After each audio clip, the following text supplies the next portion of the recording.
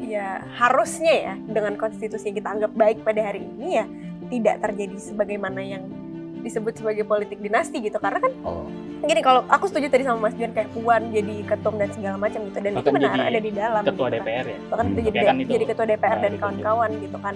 Itu kan proses yang itu kalau menurutku itu malah dinasti gitu. Tapi kalau pada akhirnya masuk Kenapa Gibran nggak dinasti? karena menurutku Nanti kan dia terpilih atau enggak kan approval-nya dari masyarakat. Iya. Ya Puan DPR juga terpilihnya oleh masyarakat. Tapi untuk dia menentukan masuk ketua ke DPR. DPR-nya Iya, masuk DPR dipilih betul. dan ditunjuk melalui ketua partai politik dan notabene adalah ibunya sendiri gitu. Iya. Halo Sobat DR, jumpa lagi di Mimbar Bebas Diskursus Net. Maklumat Juanda nih, kalau gue baca nih, kencang juga tuh aksen-aksennya kan. Ini. Ada Aslinya lebih kencang lagi, Mas. Justru Mas. Aslinya lebih keras lagi. Ini bener-bener ngarahinnya tuh ujung-ujungnya tuh menyoal tentang politik dinasti yang diyakini sedang dibangun oleh Presiden Jokowi. Bahwa kita tahu lah bahwa Jokowi itu presiden pertama di sejarah Republik ini yang punya anak dan menantu kepala daerah. Oh gitu ya? Ya. Waduh. Proper aja. Proper nggak tahu. Kita baru tahu. Ada Bobi nih kan. Iya. Ada Gibran di Surakarta. Bahkan mungkin bisa aja jadi 3 kalau Kaisang itu nggak ditarik, tidak urung lagi tuh pencalonannya di Wali kota Depok ya. Tapi kan itu kan urung kan. Jadi tetap ada 2 sementara ini, dan itu belum ada yang punya selain Presiden Jokowi di presiden-presiden sebelumnya kan. Nah, canggih. Jadi itu dasar yang sahih buat maklumat Juanda untuk katakanlah menjudge, kalau boleh bilang begitu, bahwa Presiden Jokowi memang sedang membangun dinasti, politik dinasti. Benar. Argumennya apa? Apalagi? Kalau gue tambahannya ada gini, kan kalau politik dinasti aja seolah kita sebel gitu sama keluarga Jokowi, kenal juga enggak gitu kan. Kenapa sih kita kayak ribet banget, sirik banget gitu. Ada barangkali orang punya persepsi itu. Tapi yang harus diingat sebenarnya harus dicari motivasinya, Mas. Motivasi Jokowi sedemikian rupa itu harus dicari. Kalau ditanya ada nggak kepentingannya, ya pasti ada kepentingan. Tapi kan harus dicari. Sekarang Jokowi itu kepentingannya apa? Nah, ini yang sebenarnya boleh jadi tafsirnya beda-beda. Tapi kalau buat saya tafsirnya adalah memperlemah demokrasi, memperkuat autokrasi. Kenapa itu bisa terjadi? Karena ya kalau kita pakai Jimli aja, Jimli ini kan bakal ketua MKMK tuh.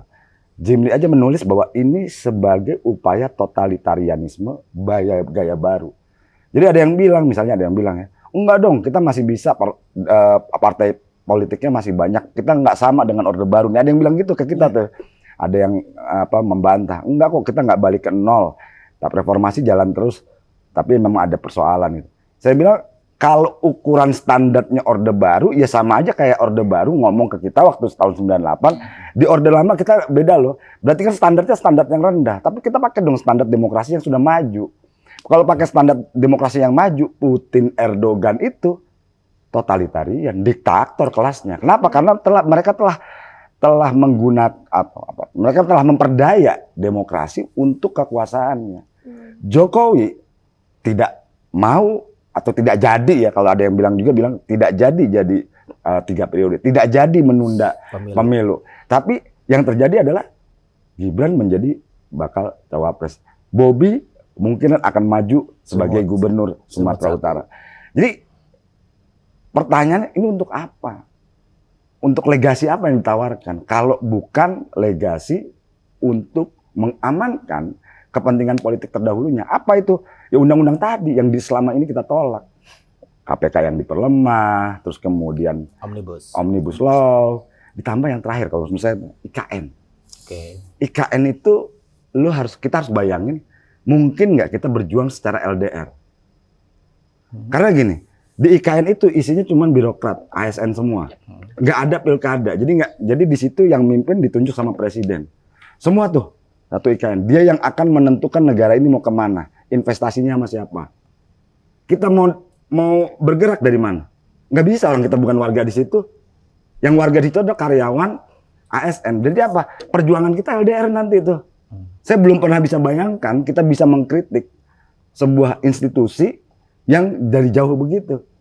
Jadi ke depan siapapun mau Prabowo, Anies, Ganjar itu akan mendapat durian runtuh berupa kekuasaan yang nggak ada taranya, yang susah dikritik, yang susah untuk dikoreksi.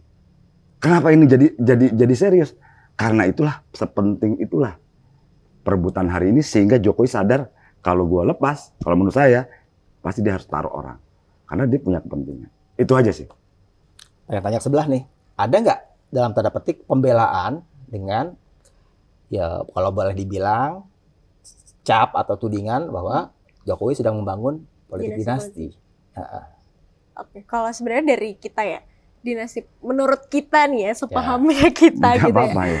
Nggak, menurut kita sih sebenarnya gini sih Mas, lebih ke kayak ini kan balik lagi kita kan dipilih lagi ya, dipilih lagi, pemilu lagi dan kawan-kawan gitu. Dan menurutku selama dia akhirnya terpilih harusnya eligible aja gitu. Kecuali ini tuh kita kayak lagi di zaman kerajaan gitu kan, oh ya lo anak gue lo terasir tanpa ada Fafifu was-was gitu kan, langsung kamu raja selanjutnya gitu kan, kayak gitu. Pointy ya, ditunjuk. Iya, ditunjuk gitu kan. Sedangkan kan dia elected kan, kembali lagi elected gitu. Dan maksudnya gini aja, kalau misalnya kita mau ngomongin dinasti-dinasti lainnya gitu kan, let's say waktu AHY maju di DKI gitu kan, buktinya kan dia elected gitu kan, dan tidak terpilih gitu.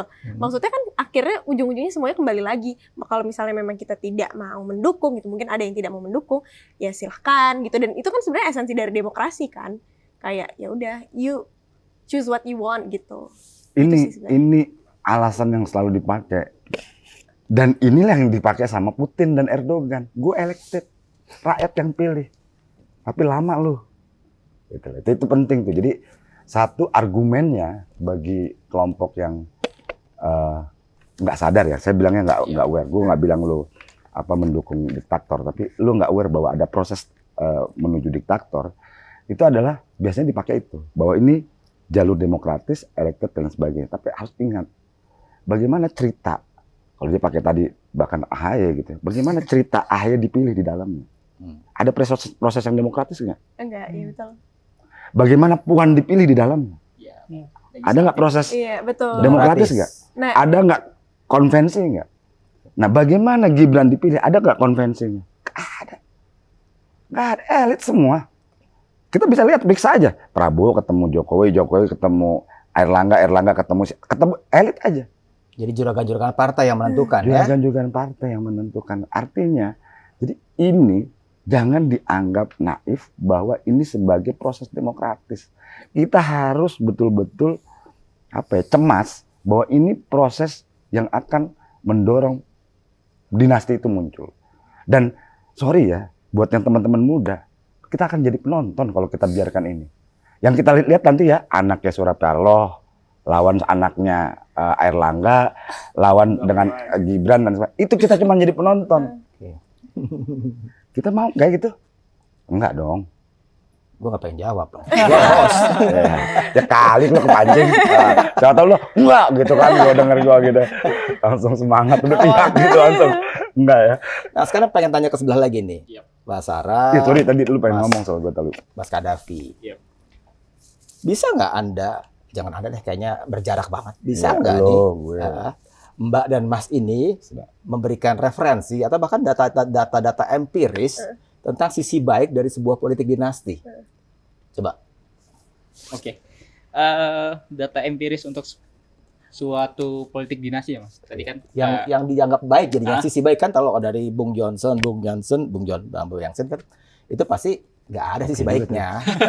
Johnson. Untuk feodal semua udah jadi duo gitu. Ada nggak referensi atau data empiris yang menunjukkan bahwa politik dinasti juga punya sisi baik? Gitu. Politik dinasti nggak akan pernah punya sisi baik sih Mas. Nah, iya kan? Cuman balik lagi yang tadi aku bilang, sebenarnya lebih ke sini sih. Dan konstitusi kita kan mengatur bahwa presiden itu maksimal itu 2 periode gitu kan. Dan pada akhirnya kan sebenarnya banyak banget rintangan kayak Mas John bilang tadi, banyak banget rintangan buat jadi capres dan cawapres gitu kan. Dan ya pada akhirnya ya harusnya ya dengan konstitusi yang kita anggap baik pada hari ini ya tidak terjadi sebagaimana yang disebut sebagai politik dinasti gitu. Karena kan gini, kalau aku setuju tadi sama Mas Juan kayak Puan jadi ketum dan segala macam gitu, dan Bahkan itu benar jadi ada di dalam ketua gitu kan. DPR ya. Bahkan itu Oke, kan itu, jadi ketua DPR dan ditunjuk. kawan-kawan gitu kan. Itu kan proses yang itu kalau menurutku itu malah dinasti gitu. Tapi kalau pada akhirnya masuk Kenapa ke, Gibran nggak dinasti? karena menurutku Nanti kan dia terpilih atau enggak kan approval-nya dari masyarakat balik Iya. lagi. Ya Puan DPR juga terpilihnya oleh masyarakat. Tapi untuk dia menentukan masuk ketua ke DPR. DPR-nya Iya, masuk DPR dipilih betul. dan ditunjuk melalui ketua partai politik dan notabene adalah ibunya sendiri gitu. Iya. Poinnya di sana, dan nanti approval untuk di masyarakat kan Gibran menang atau enggaknya kan nanti itu di pemilu Situ. 2024. Dan apakah konteks dinasti politik ini harus terus terbangun atau enggak ketika Gibran nanti menang atau enggak, kan poinnya di sana. Sepertinya kayak gitu, Mas. Tapi kan prosesnya saja, kalau kita ikutin kan, bahkan teman-teman yang mendukung Erick Thohir itu kan udah percaya diri banget tuh. Tapi tahu-tahu digunting gitu kan. Jadi emang ada proses elit, tangan-tangan yang tidak terlihat, entah bagaimana Golkar yang punya posisi elektoral lebih tinggi daripada Gerindra itu memilih juga Gibran. Jadi saya itu nggak bisa nggak direlated dengan ancaman Erlangga sebagai koruptor gitu. Ada ancaman kasus kan gitu. Dipanggil ke Kejaksaan Agung Panggil kemarin kejaksaan, kan. iya, ada. Jadi saya minyak pikir sawit kan. Iya, jadi saya pikir nggak mungkin deh kalau misalnya itu nggak terhubung. Kita nggak ngajak teori konspirasi yang aneh-aneh. Tapi menurut gua harus kita yakin bahwa itu ada hubungannya. Tapi saya bisa bantu kalau pertanyaannya adalah dinasti yang dianggap baik. Keluarga Kennedy itu keren. Banyak orang yang nggak bisa membantah. John, Bob, Robert ya. Robert juga mati ditembak gitu ya karena menggantikan. Dan John F. Kennedy ketika jadi presiden itu presiden termuda pada saat itu sebelum kemudian diganti sama Clinton. Clinton yang akhirnya paling termuda sampai saat ini. Tapi John F. Kennedy ketika jadi presiden itu dia mengangkat jaksa agungnya namanya Robert Kennedy. Panggilannya Bob, kalau si John panggilannya Jack. Nah, si Robert ini apakah dia dianggap sebagai nepotis? Nepotisme. Tapi orang pada saat itu memahami atau mengerti bahwa Robert emang paling jago soal hukum. Dalam soal kemampuan retorika, emang John F. Kennedy, keluarga ini emang didesain untuk masuk politik. Karena ayahnya duta besar Amerika Serikat di Jerman, sehingga dia betul-betul kalah dalam perjuangan politiknya. Dia digunting sama Eisenhower, dan kemudian sama dia dilakukan apa yang disebut dengan mendidik anaknya secara politik. Jadi betul-betul dari mulai abang yang nomor 1 tewas dalam perang, kemudian dan selanjutnya. Jadi kalau dibilang ada dinasti politik, ada keluarga politik yang punya kompetensi, saya bilang paling dekat Kennedy. Walaupun agak ada banyak kasus ya, kasus perempuannya nggak ada habis-habisnya. Tapi poinnya adalah yang saya pengen bilang ada, kalau ditanyakan kompeten itu. Itu contoh yang kompeten. Tapi Marcos saya nggak bongbong nggak. Bongbong kemarin ya. Saya pikir enggak. Menghapus Gitu. hari peringatan People Power itu ya. Iya, terus kemudian Tapi ya silakan. Pakai mic biar kedengeran. Tapi apakah itu bisa kita sandingkan dengan Kennedy dengan Jokowi? Tentu tidak ya. Dengan Enggak. keluarga Jokowi enggak. Jadi maksudnya saya hanya meluruskan gitu. Itu enggak apple to apple untuk disandingkan gitu. Dan sekali lagi bantu aja. Oh, bantu aja ya, bantu aja. Mereka kan butuh. Oke. Tapi yang jelas Argumen. gini. Teman-teman kenapa nggak berpikir ini politik dinasti? Itu sih yang saya pengen tanya gitu. Kenapa masih belum berpikir ini bukan politik dinasti? Tidak ada nepotisme di dalamnya gitu. Jelas-jelas pertama yang saya bilang tadi gitu ya, ada hubungan keluarga ketua MK dengan Jokowi dan Gibran. Jokowi ya. dan Gibran gitu. Dan kenapa tidak ada keresahan teman-teman? Ini bukan kemunduran demokrasi gitu. Apakah karena ngefans sama Gibran atau karena ada keterwakilan anak muda gitu? Gue baik sangka sih kalau gue. Jadi gini, Mas, kalau kita berbicara tentang dinasti politik dinasti lah yang udah dibahas tadi kan, poinnya adalah kita melihat Indonesia hari ini membutuhkan pemimpin yang lintas generasi.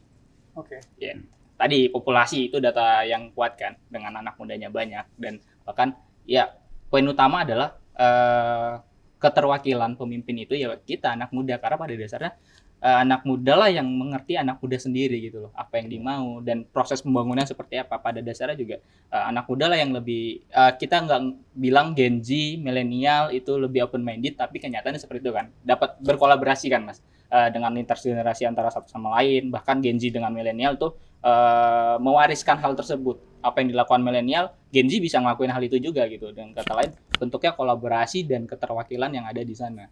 Mungkin Sarah ada nambahin? Udah ya. Ya, Nah, mungkin. ini show bukan cuma kita berlima nih. Ada teman-teman yang datang ke sini. Jadi harus adil saya. Iya. Saya akan kasih kesempatan buat teman-teman yang datang di sini untuk bertanya atau menanggapi sampai di batas obrolan kita. Jangan bikin agenda sendiri. Yang udah kita bahas itu aja yang dikomentarin atau ada pertanyaan. Sila, ada bertiga nih kebetulan. Siapa? Nah, ini mic-nya. Sel, sini Sel, pakai Sel. Tes. Oke, makasih ya para pembicara dari host juga. Terima kasih banget udah ngebawa topik ini. Sebenarnya menarik ya. Pembahasannya kan soal apakah orang muda ini, terutama Gibran di sini ya, itu cocok atau enggak masuk pemerintahan gitu ya, etis atau enggak. Terus apakah Presiden kemarin soal putusan MK, apakah itu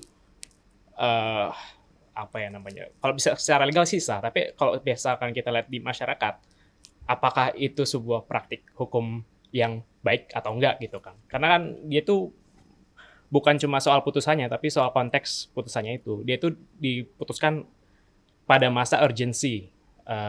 Apa sih? Aku lupa nama istilahnya. In emergency time? Ya apalah itu namanya. Tapi dia diputuskan saat kondisi di mana dinamika politiknya sangat-sangat kuat gitu. Sehingga ketika ada suatu goncangan sedikit nih, ada perubahan aturan, itu akan mengubah keseluruhan alur politik. Bisa aja kalau misalnya putusan MK kemarin tidak lolos, bisa aja sekarang Erick Thohir jadi calonnya Prabowo gitu. Tapi sebenarnya itu saya pikir bisa kita ini sebentar lah. Yang saya ingin tanyakan, bukan tanyakan sih, tapi yang saya ingin katakan adalah apakah mungkin dari teman-teman ABG mungkin bisa nanti menanggapi juga ya. Tapi apakah Gibran ini itu benar-benar mewakili anak muda? Gitu. Mungkin secara status usia dia masih muda gitu. Tapi apakah dia benar-benar mewakili anak muda? Saya pikir itu saya sangat memperdebatkan itu gitu. Saya sangat kritis kalau misalkan ada yang bilang bahwa ini merepresentasikan anak muda. Kenapa? Karena anak muda itu bukan cuma demografi. Anak muda juga punya isu gitu. Ada banyak isu yang sebenarnya dirasakan anak muda, tapi nggak dirasakan sama orang-orang tua. Gitu. Kayak misalnya yang paling deket deh, yang paling tahu juga Bang John nih, keadilan antar generasi. Soal krisis iklim ini kan ya orang-orang tua udah pada punya uang pensiun gitu. Bisa aja dia kalau misalkan nanti ada kiamat datang gitu, kiamat iklim datang, bisa aja mereka pergi ke tempat yang udah aman. Sedangkan generasi-generasi muda bukan cuma orang muda kayak Mas Gibran ya yang punya duit, yang punya akses politisi ya. Gua susah, gua nggak punya duit. Gua kalau mau pergi kemana-mana, kalau misalnya gua tiba-tiba rumah gua banjir, ya gua kagak bisa nonton TV, gua kagak bisa tidur di kamar gua kegenang gitu kan. Tapi ya ada isu anak muda lah istilahnya. Selain krisis iklim ada juga apalagi tuh ya ketimpangan ekonomi. Anak muda sekarang tuh susah banget nyari rumah, susah banget nyari kerja gitu kan ya. Nah, kenapa saya bilang bahwa Mas Gibran ini tidak mewakili saya sebagai anak muda? Itu karena sangat jarang sekali menemukan kebijakan-kebijakan Mas Gibran yang mengadres isunya langsung gitu. Misalnya apakah Mas Gibran apakah Mas Gibran menolak Undang-Undang Cipta Kerja? Apakah Mas Gibran menyediakan rumah hunian layak vertikal, terjangkau, layak huni? Saya kira saya belum pernah mendengar itu ya. Mungkin teman-teman pernah mendengar itu, tapi saya sih Saya belum dengar. nggak pernah terekspos dengan kebijakan seperti itu dari Mas Gibran. Mungkin karena saya di Jakarta, di Bekasi gitu. Mas Gibran di Solo. Nah, makanya mungkin ada keterbatasan pengetahuan tentang itu karena Gibran kan ada di Solo selama ini 3 tahun memerintah Solo dan kapasitasnya wali kota. Jadi bisa jadi aja yang harusnya pengen ditahu itu karena konteksnya udah nasional atau udah di atas kapasitas dia sebagai posisi sebagai wali kota, ya tidak bakal terdengar dari dia. Bisa jadi. Akan terdengar aneh kalau tiba-tiba dia ngomong isu nasional ketika dia wali kota, malah mungkin dia dibully kali sama orang banyak gitu kan. Benar sekali. Tapi ya mungkin karena ini juga visi misinya Prabowo dan Mas Gibran juga belum ada ya. Belum ada. Mungkin walaupun ada visi misi juga nggak tahu apakah akan terjadi. Tapi kalau misalkan Mas Gibran memimpin, terus kalau misalkan dia punya visi misi yang tadi cocok dengan masalah-masalah Gen Z gitu ya, apakah Mas Gibran bisa melakukan manuver untuk mendukung kebijakan-kebijakan generasi muda? Belum tentu, karena di belakangnya masih banyak pebisnis-pebisnis yang saya nggak mau nyebut perusahaannya atau nggak mau nyebut company-nya, tapi yang udah beli-beli tanah terus matok harga mahal, bikin tanah sebagai investasi, sebagai spekulasi. Saya kira itu bukan cuma masalah ini bukan cuma soal Mas Gibran sebagai cawapres, tapi ini masalah bagaimana kita kelas muda melakukan mobilisasi politik untuk mendukung kepentingan-kepentingan kita. Ya mungkin ini apa yang saya katakan mungkin agak fafifu tapi bagus lah kalau ada diskusi ini, mungkin bisa teman-teman bisa berdialog juga. Jadi selama ini suara orang muda tidak ada yang artikulasi ya? Boleh dibilang begitu? Mungkin ada, tapi Saya nggak. tapi orang-orang di seperti para elit-elit politik, konteksnya itu kan, itu sangat terbatas. mereka yang bisa membuat merah putihnya segalanya situasinya kan dengan posisi. Kalau misalnya terwakilkan, UU Cipta Kerja agak bakal lolos. Iya. Gitu sih. Ukurannya sih itu sih. Memang beberapa anak muda mengukurnya bagaimana kebijakan-kebijakan yang pro pada anak muda kan. Nah itu emang nggak muncul di Undang-Undang Cipta Kerja itu kan pro-nya pro pengusaha. Jadi anak muda mungkin, tapi anak muda yang pengusaha gitu maksudnya. Ada yang lain yang mau komen atau nanya ke narasumber yang tersaji di sini di depan? Ya seadanya begini lah, Mbak. Tolong diterima lah. Ada lagi ya? Atau masih pikir-pikir dulu baru nanti? Mudah-mudahan nanti ada kesempatannya nih. Ini saya kasih kesempatan yang istimewa nih. Mas ini. Ini jalan pintas saya kasih karpet merah nih buat bertanya. Saya nggak menyindir siapa-siapa, tidak mengadres siapa-siapa loh. Saya bilang karpet merah. Tapi gini, kalau soal ragu ya, saya juga pengen misalnya mengadres begini. Pertanyaannya misalnya gini, sederhana gini. Zodiaknya Gibran apa?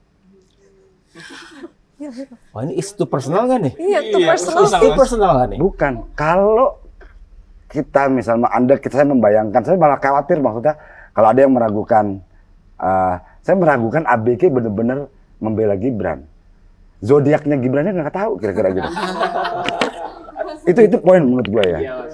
Tapi maksud gue itu penting kalau emang kalian kenal dekat dan bisa membela Gibran, meyakinkan kita bahwa Gibran adalah wakil dari anak muda hari ini. Hal yang sepele itu harusnya muncul. Kebijakan di level Solo pun juga paham bahwa misalnya catatan bahwa Gibran menolak Undang-Undang Cipta Kerja atau bahkan misalnya mencemooh KPK dilemahkan, kan ada catatannya. Nah kalau nggak bisa dimunculkan, menurut saya kita perlu ragu juga sama teman-teman ABG apakah benar-benar dia bareng sama Gibran atau Gibran yang lain. Kita nggak tahu nih. Kan sebutannya kan, saya jadi khawatir Gibran siapa nih? Ayo. Canda-canda. Tapi kira-kira saya pengen bilang itu. Jadi bukan hanya keraguannya pada soal Gibran sebagai sosok itu mewakili anak muda saja, tapi apakah kita semua publik yang mencintai atau yang merasa mencintai Gibran itu mengenal Gibran sesungguhnya. Karena Jokowi di 2014 orang merasa kenal dan yakin dia bukan diktator. Gunawan Muhammad, Butet, Bawaslu mengatakan kami adalah pendukung pencinta Jokowi. Tapi hari ini kami melihat sesuatu yang betul-betul bukan Jokowi 2014. Yang populis waktu itu ya. 2014 populis. Iya. Apakah kamu, kan teman-teman di sini yang dukung ABG kenal dengan Gibran? Zodiaknya aja enggak. Saya tahu waktu 2014 sudah kayak Jokowi. Ukuran sepatunya? Ukuran sepatunya paling 42 gitu. Kalau kegedean balikin lagi ya, balik, boker ya. ya balik. Tapi enggak, ini cuman bukan menyerang ABG loh, tapi saya pengen bilang bahwa pencinta Gibran, yang ngefans sama Gibran, jangan sampai dibohongin seperti Gunawan Muhammad mencintai Jokowi. Ya, Jansan. tapi di sini saya pengen menambahkan gitu ya. Di sini konteksnya bukan Gibran sebagai personal, tapi konteksnya yang kita permasalahkan, yang kami permasalahkan gitu ya. Ini adalah etiknya dari MK mengeluarkan keputusan, dan Gibran sebagai anaknya Presiden Jokowi gitu, yang terpilih akhirnya menjadi bakal cawapres gitu. Bukan tentang anak mudanya, bukan tentang Gibrannya personalnya gitu, tapi tentang etiknya pemilihan keputusan MK gitu ya, keputusan MK itu yang perlu diingat.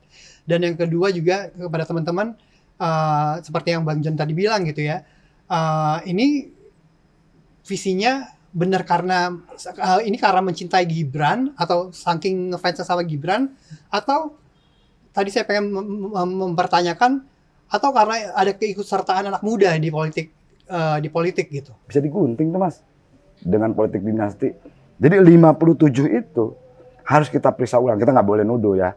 Tapi 57 orang itu harus diperiksa apakah mereka betul-betul melalui proses meritokrasi tadi. Kalau enggak, kayaknya nggak mungkin. Sekarang nih ambil contoh, Rempang. Batam itu adalah wali kota, istrinya wakil gubernur. Besok istrinya jadi wali kota, ini besok nih perkembangannya. Nah si wali kotanya mau jadi gubernur, rumit nggak? Segampang itu kita bolak-balik. Apalagi kalau misalnya ngeliat Banten, nggak ada habis-habisnya tuh. Jadi kalau kita mau ngomong itu bukan politik dinasti dan tanpa meritokrasi, ya agak sulit. Itu betul-betul politik dinasti yang tanpa meritokrasi. Dinastinya sih dinasti politik ya. Saya rasa masih bisa dianggap sebagai suatu upaya hak asasi lah gitu ya. Tapi politik dinasti yang tanpa meritokrasi itu harus kita tantang deh. Serem, orang-orang kayak kita nggak dapet pasti. Ada komen dari tetangga sebelah kiri nih? Pak Davi, Mbak Sikat, Sarah, sikat, berdua boleh. Kalau dua-duanya kompak banget. Atau udah mulai berubah? Mulai sedikit sepakat sedikit ya, karena Tanda tangan deh. jangan Mas. Maklumat ya. Maklumat. Asik, geng kita asik.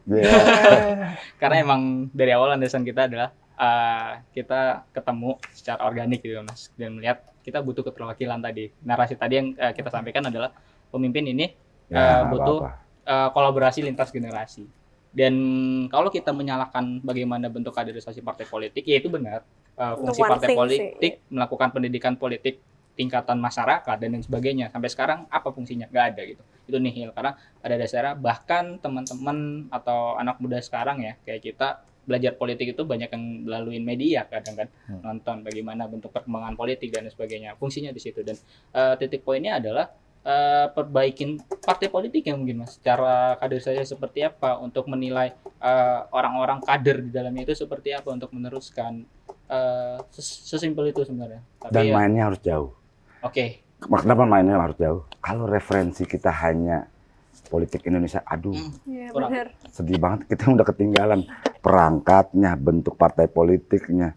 Tahu nggak kalau partai politik di seluruh adat namanya partai hijau di seluruh dunia itu dia udah menolak adanya voting. Dia kembali ke konsensus. Konsensus itu apa sih? Musyawarah, bos. Karena mereka sadar voting ini akan menggunting minoritas. Jadi di luar sana itu meninggalkan voting, di kita mengagung-agungkan voting. Musyawarah kita selalu apa? Musyawarah, dan kalau tidak mendapatkan ini akhirnya voting. Kita nggak tahu cara berkonsensus. Akhirnya kita sadar bahwa itulah cara yang terbaik. Bermusyawarah asal-asalan, kemudian ujungnya voting. Dan semua keputusan hari ini tanpa keterlibatan kelompok minoritas. Karena apa? Karena sudah pasti voting. Dah. Saya pikir Nggak bisa, bisa aja. ini bisa obrolan seru banget kan. Dua pihak, saya nggak pengen bilang dua kubu ya. Kesana itu bentrokan banget ya. Dua pihak punya argumentasi. Gitu ya. Kita bicara dari mulai ujungnya di sana itu putusan MK, ada Gibrannya, ada politik dinastinya, dan sedikit melipir-melipir ke yang lain, ke yang lebih. Jadi maksud saya kalau dibiarin terus, nggak habis-habis diskusinya. Jadi mau nggak mau nih, saya harus closing. Izin ya, saya mau closing nih, izin. Ya. Floor juga udah dapat porsi tadi kan. Jadi Sobat DN, yang seru-seru obrolan itu, mau nggak mau, atas nama durasi juga, kita binasakan. Tapi Jadi ingat, kekuasaan ada di dinasti ya. Durasi bukan dinasti. durasi itu penting. Durasi bukan dinasti. Tapi jangan lupa, musuh kita durasi. tetap pantengin Mimbar Bebas di Diskursus Net. Karena obrolan itu mudah-mudahan membawa wawasan kita lebih luas. Segitu aja dari saya, Tabik. Boleh tepuk tangan? Tapi aku Selesai. setuju sih sebenarnya sistem partai politik yang bermasalah. Nah, Dari awal maksudnya kayak kita Dapat kalau tiga mau poinnya ngomongin berarti, Mas. ya, kalau kita mau ngomongin pendidikan politik ya akhirnya pendidikan politik kita jelek banget gitu loh. Ya maksudnya balik-balik. parpol kita masih pragmatis. Maaf Mas.